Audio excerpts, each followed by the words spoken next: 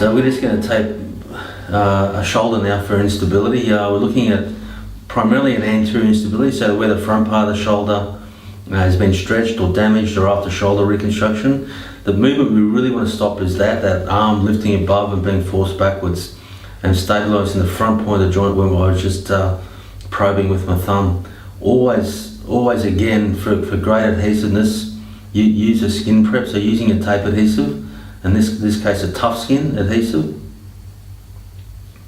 and apply that fairly liberally to his upper arm, chest, around his back.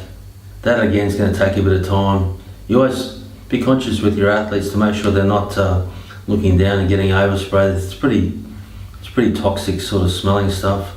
I'll then use a fixing tape, so a 10 centimeter fixing tape, which you apply from the front of the shoulder and roll over to the back. What I'm doing now is just basically getting the length of tape that I intend applying. Cut 1 to 2 of those, based on preference again, and based on always based on essentially what your athlete wants as well. If they don't want too much bulky tape, then you tend to apply less rather than more. Application clearly again, like on all strapping taping, is key. I just asked him to put his hand on his waist. I'm applying my first anchor, just covering his basically the deltoid tuberosity, not going too low, not going too high. Basically, with his hand in his waist, it almost essentially puts your shoulder in the right position. Now just remove the adhesive backing, so to the fixing tape, locker fix we call this. Sometimes it's pretty good to get the athletes to help you if it's windy, just take the backing paper off so you don't lose it as you're applying it. Start almost around nipple line. Again, apply well, making sure the edges are stuck down. Cross, set your shoulder blade so he's standing up nice and upright with his shoulders set, and stick that in place. From there, we'll use a 38mm rigid tape, and this is now really the start of the fixing points, where we're really trying to stabilise well. In that position, you want to cover his chest from front there, roll around, finish under his arm. So it's really again a derotatory strap. I haven't torn the tape yet. I'm applying a little bit of tension, not pulling your shoulder too far forward. A little bit of tension, and then roll that on. There, across the front of his shoulder joint, which is we're trying to stabilise, and then we go from there. So following a similar line to that one. Wrap around, which is the derotatory part.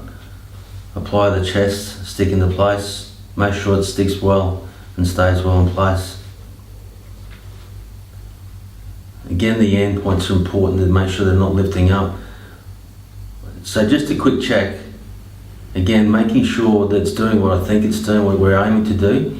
When I saw that, it probably looked to me like he's allowing a bit of too much movement. So I'm going to work more anterior, so a bit further down his arm this time.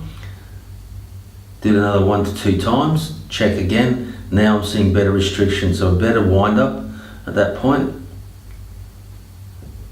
The athlete then always has to be happy that, again, you're applying the direction that's comfortable for them, and then from your professional point of view, that you're actually restricting the movement and providing the support you think you want to that joint. So it's stuck well into place. At that point you can be pretty happy about that. If you choose to use more, you can. That's not often necessary. I'll now just apply a couple of reversed strips, and the reverse strips are just essentially to, again, add more support to the shoulder to hold it into place, stabilise backwards, and keeping the glenoid relatively safe. So that's the rigid part. It takes a bit of time to strap the shoulder. At this point there, I'm going to now use a non-hand terrible tape. And this is just to apply added support to the front part of the joint. It's not necessary to do this, but it's really good practice, particularly for contact sports, where you're wrapping around. So start from behind, wrap through. As I'm doing that, I'm covering that opened end piece to the back, and following the line of the rigid tape, wrap that around, stick it well into place, and this time I need scissors. That's a non-hand terrible. Cut that into place.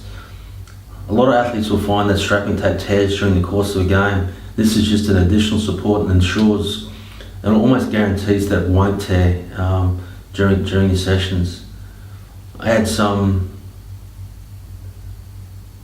anchoring points to hold the derotator straps we put on. Set that in place again. Each time applying it properly, making sure it's padded and stuck down appropriately.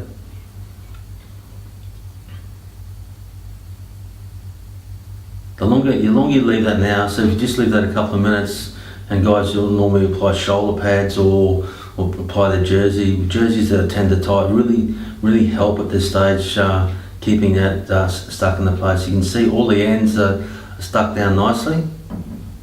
Some athletes who choose not to have an anchor strap, they can finish at that point and go and put their jerseys on. My preference always, again, is to use a wrap tape just to fix off those end points. It's just simple, and it's just good practice in terms of stopping the strapping coming off, and it's quite simple to apply.